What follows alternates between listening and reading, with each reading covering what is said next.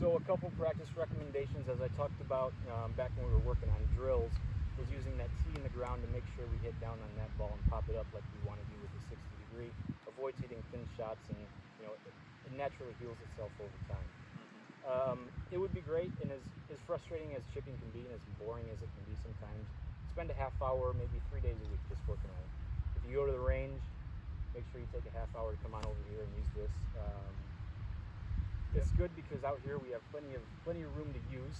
So if you want to work out of the sand, work out of the sand for 10 minutes, out of the rough for 10 minutes, and maybe out of the fairway for 10 minutes. That way you get your half hour covered and you get it from all different aspects. And I don't believe there's any lie out here that you wouldn't have out on the golf course. Pretty similar, maybe a couple bumps here and there, but everything's pretty similar, and just getting comfortable, especially with the 60 degree, can be tough and frustrating at times because it doesn't do what we want it to do. But just getting accustomed to that moving forward, I think just practicing.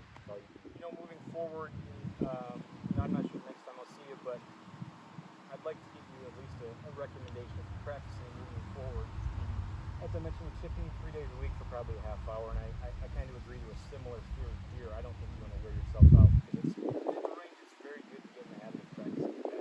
So I don't think working for more than an hour is needed. If you're feeling good, go for it, but I think a half hour is time, especially if you keep your focus for about a half hour and then kind of start to want to throw some music in. Just got to get that rhythm, feel that 1, 2, 3, 4, throw that head cover behind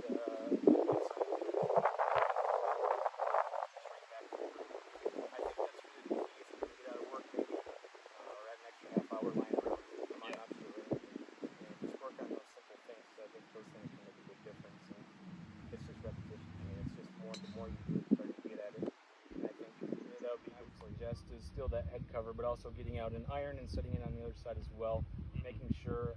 Have you heard of chalk tape? Yes. Okay, I think that's a good one too. You can put it on the range, straight line. That's great with putting as well, but feeling like you're coming straight back and straight through on that. I have some. I'll let you try some if you'd like, and at least give you an axis kind of thing, so you can remember when you're taking the club back. If I follow this line straight back and I follow it straight through, that ball is going to go likely exactly where you want it to go. But I think that's a good one moving forward, and an abundance of other things. But I don't want to overload you with too many drills, because I think it's good to focus on one or two, and then maybe how we transition into playing next week. I can have further suggestions from there, but I think this is a good starting point until we meet again.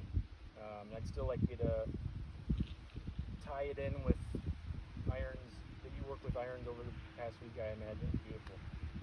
Kind of same thing, 20 minutes, 20 minutes with the driver, because it's a much bigger swing. Always trying to kill the ball. So don't wear yourself out, especially with the driver, because it gets bad really quick, in my experience. So 10, 15 minutes, not even, maybe 5, just 10 swings with it, see how it feels, and don't wear yourself out with it, but it's good. It's good.